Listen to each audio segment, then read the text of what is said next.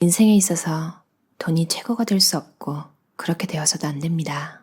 하지만 돈은 우리가 살아가는 데 있어서 반드시 필요한 수단임은 누구도 부인할 수 없는 사실입니다. 또한 돈은 인간의 행복에 어느 정도 영향을 끼칩니다. 직장인은 회사에 다니면서 월급이라는 것을 받고 이 월급을 본인에게 필요한 곳에 사용하고 남는 돈을 저축합니다. 물론 저축이 틀린 재테크 방법은 아니지만 금리가 1%인 지금과 같은 때에는 효과적이지 않습니다. 거기다 최근 들어 부의 양극화가 점점 심해지고 있어 재테크를 하지 않으면 가만히 있어도 뒤처지는 느낌을 받습니다. 느낌만이 아니라 실제로 물가 상승률까지 고려하면 오히려 마이너스가 되는 셈입니다. 2016년부터 부동산 가격이 오르기 시작하면서 평소에 돈에 관심이 많고 부동산 공부를 미리 해놓았던 사람들에게는 이번 코로나19로 인한 위기가 오히려 기회로 작용하였습니다. 반면 부동산을 소유하지 못한 사람들의 상대적 박탈감은 이루 말할 수 없는 상황이 되어버렸습니다. 그렇다고 포기하기는 이릅니다. 오늘부터라도 계획적으로 소비하면서 경제의 흐름을 공부하면 앞으로 다가올 기회를 잡을 수 있습니다. 저도 처음부터 넉넉한 형편은 아니었습니다. 아르바이트로 75만 원을 벌면 30만 원을 쓰고 45만 원을 저축했고 취업 후 월급을 받게 된 후에도 30만 원의 지출을 유지하였습니다. 저의 닉네임인 스크루지만 보아도 제가 얼마나 절약을 중요하게 생각하는지 아실 수 있을 것입니다. 절약이 지금의 저를 만들었다고 저는 단호하게 말할 수 있습니다. 저는 1년 동안 1,000만 원을 모았고 그 1,000만 원으로 1억을 만들기까지 5년이 걸렸습니다. 그리고 그 1억이 10억이 되는 데에도 똑같이 5년밖에 걸리지 않았습니다. 돈이 돈을 번다는 말을 저도 경험하고 나서야 이해하게 되었습니다. 결혼을 하신 분이라면 배우자와 같이 공동의 재테크 목표를 세우고 힘을 합쳐 노력한다면 혼자 사는 것보다 빠르게 경제적 자유를 얻으실 수 있습니다. 만약 아내가 재테크 라이프에 동참해주지 않았다면 저 역시 여기까지 올 수 없었을 겁니다. 세계적인 자산가들의 비법을 읽는 것도 중요하지만 그 전에 자신의 상황에 맞는 좋은 소비 습관과 재테크 공부법을 몸에 익히셨으면 합니다. 나의 재테크 레벨 체크해보기. 돈을 쓰는 것보다 모으는 것에 기쁨을 느낀다. 월급의 60% 이상을 저축 및 투자에 쓰고 있다. 가계부 앱으로 하루 지출을 체크한다. 한 달 용돈으로 정한 금액을 초과하여 쓰지 않는다. 될 수 있으면 할부는 하지 않는다. 국민연금 외에 개인적으로 노후를 준비하고 있다. 65세 이후에 매달 수령할 금액이 얼마인지 안다. 단기, 중기, 장기로 세분하여 자산을 운영하고 있다. 현재 시가총액 1위 기업이 어디인지 안다. 우선주와 보통주의 차이를 설명할 수 있다. ETF와 펀드의 차이를 설명할 수 있다. 포트폴리오를 구성하여 주식 투자를 하고 있다. 펀드 이름만 보고 펀드의 특징을 말할 수 있다. 본업 외에 사이드 잡으로 추가 수익을 얻고 있다. 만약 10개 이상을 체크했다면 당신은 이 책을 읽지 않으셔도 됩니다. 생활비 절약하는 방법. 마트에 가서 무심코 장바구니에 물건을 담고 계산대에서 총 결제 금액이 예상보다 너무 많이 나와서 깜짝 놀라는 경우가 한두 번이 아닐 겁니다. 생필품, 과일, 야채, 고기 등 필요한 것만 담은 것 같은데 말이죠. 저희 부부도 결혼 초기에 이런 경우가 잦았습니다. 그래서 어떻게 해야 조금 더 절약하며 장을 볼 수 있을지 같이 고민을 했습니다. 고민 끝에 몇 가지 장보기 규칙을 정했고 지금까지 잘 지키고 있습니다. 일주일 동안 구매할 물품 기록하기. 일주일에 한 번만 마트를 가기 위해서는 구매해야 될 상품 리스트를 미리 적어놓는 것이 좋습니다. 우리 부부의 경우 냉장고에 포스트잇을 붙여놓고 일주일 동안 적어나갑니다. 하지만 리스트에 적힌 물품을 모두 구매하는 것이 아니라 꼭 필요한지 사기 전에 같이 한 번 더 고민해서 당장 필요한 물품만 골라서 구매합니다. 이렇게 한 번 더 필터링하는 작업을 통해 실제로 장보기 금액을 30% 정도 절약할 수 있었습니다. 마트는 주 1회만 이용하자. 저희는 금요일 저녁이나 토요일에 집 근처 마트에 장을 보러 나갑니다. 일주일에 한 번만 장을 보는 것이 왜 생활비를 절약하는데 도움이 되는지 궁금해하시는 분들이 있습니다. 마트를 자주 가면 필요하지 않은 상품도 충동적으로 구매할 확률이 높아집니다. 특히 할인하는 품목의 경우는 지금 사지 않으면 손해보는 느낌이 들기 때문에 더욱 그렇습니다. 또 마트를 가는 시간도 중요합니다. 만약 고기, 야채, 생선 등 신선도가 높은 식품을 사야 한다면 오전에 가는 것을, 신선도와 상관없는 물품들을 조금 더 저렴하게 사고 싶으면 저녁 할인 판매 시간에 가서 할인가에 구매하는 것을 추천합니다. 반드시 식사를 하고 가자. 시장이 반찬이라는 말이 있습니다. 배가 고프면 무엇이든 다 맛있습니다. 배가 고픈 상태에서 마트를 가게 되면 시식코너의 유혹을 뿌리치기가 힘듭니다. 시식하게 되면 맛있어서 애초에 구매할 생각이 없던 품목도 장바구니에 담게 됩니다. 심지어 평소에 선호하지 않던 음식까지 충동적으로 구매하게 되는 경우도 생깁니다. 시식코너에서 공짜로 먹은 음식보다 더 많이 지출할 수 있으니 가급적이면 식사를 마치고 가서 계획한 품목만 구매할 수 있도록 합시다. 싸다고 무조건 대량으로 구매하지 말자. 보통 마트에서는 상품을 묶음으로 판매하는 경우가 많습니다. 또 단품보다는 묶음 상품에 할인을 많이 적용하는 경우가 대부분입니다. 할인율만 보았을 때는 무조건 묶음으로 사는 것이 훨씬 저렴합니다. 하지만 저희는 2인 가족이고 집에서 직접 요리를 해서 밥을 먹는 횟수도 적기 때문에 대량으로 구매하면 오히려 유통기한이 지나서 버려야 하는 경우도 생깁니다. 이렇게 되면 생활비를 줄이기는커녕 낭비하게 됩니다. 물론 집집마다 사정이 다르니 대량 구매 시에는 유통기한을 확인하여 그 기간 안에 다 사용을 할 수 있는지 고민한 후 구매하기 바랍니다. 장바구니에 담으면서 계산하자. 저희 부부는 마트에서 장을 한번 볼 때 예산을 5만 원 정도로 잡습니다. 일주일 동안 구매 리스트를 미리 작성해서 장을 보러 가더라도 물건의 가격이 고정된 것이 아니기 때문에 생각 없이 장바구니에 담다 보면 예산을 초과하는 경우가 발생합니다. 저희는 이를 방지하기 위해 물건을 장바구니에 담는 동시에 스마트폰의 계산기를 사용하여 실시간으로 총액을 확인합니다. 이렇게만 해도 마트에서 장을 볼 때 생활비를 불필요하게 많이 쓰는 일을 막을 수 있습니다. 장바구니를 꼭 챙기자. 마트에 갈 때는 장바구니를 가져가는 것이 좋습니다. 장바구니나 종량제 봉투를 따로 챙겨가지 않으면 물건을 담기 위해 불필요한 비닐봉투를 구매하게 되는 상황이 생깁니다. 한 달에 마트를 4번 간다고 치면 한 달이면 4개, 1년이면 50개의 불필요한 지출을 하게 되는 것입니다. 봉투를 모아오면 환급을 해주는 마트도 있다고 말씀하시는 분도 있겠지만 소액도 낭비하지 않으려는 태도가 중요하다는 데 초점을 둡시다. 지름신을 다스리자. 많은 직장인들이 매달 들어오는 꾸준한 수입을 믿고 비싼 물건들을 사는 경우가 많습니다. 처음에는 체크카드를 사용하다가 점차 씀씀이가 커지면서 신용카드를 발급받아 할부로 결제를 하기도 합니다.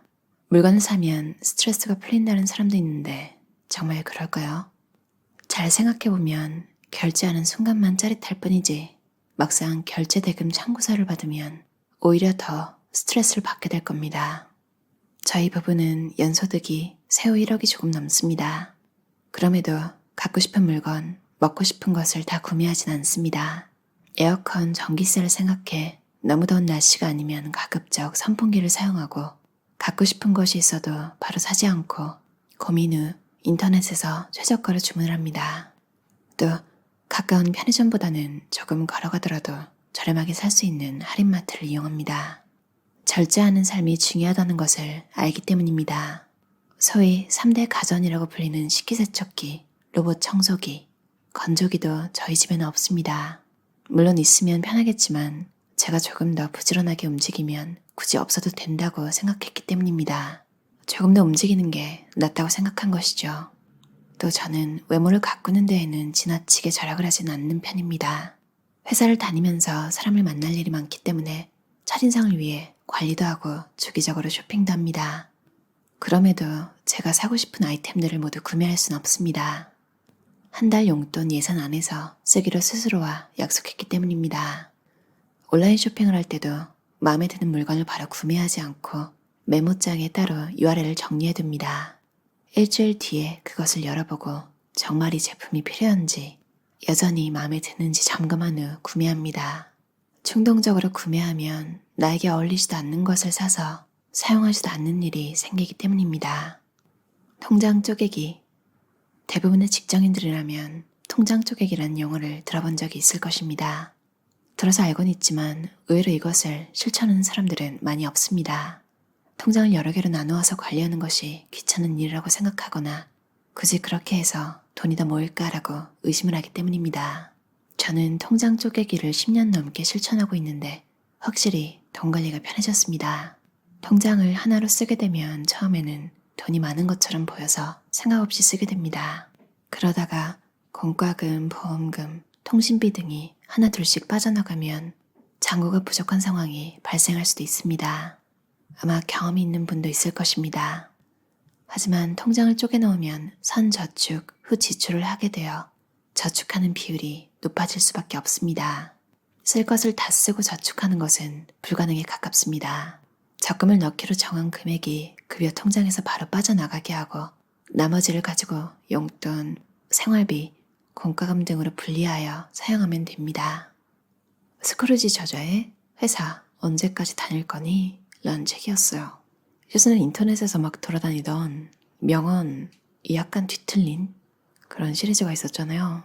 티끌 모아 티끌, 즐길 수 없으면 피하라, 동정할 거면 돈으로 줘요, 늦었다고 할 때가 가장 늦었다, 가는 말이 고우면 사람을 얕본다, 나까지 나설 필요는 없다, 헌신하면 헌신짝, 뭐 이런 되게 웃긴 근데 되게 씁쓸한 그런 시리즈 중에 하나가 티끌 모아 티끌이었는데 맞아요. 사실 그 말을 변명으로 해가지고 오늘만 살 것처럼 욜로족이 막 나오기도 하고 You only live once 하면서 인생은 딱 한 번뿐이니까 오늘 써라, 나를 위해 투자하자, 이런 막 과소비를 좀 부추기는 그런 문화도 있었잖아요.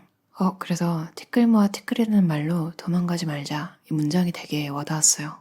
돈에 끌려다니지 않는 삶을 원한다면 지금 당장 시작해야 한다.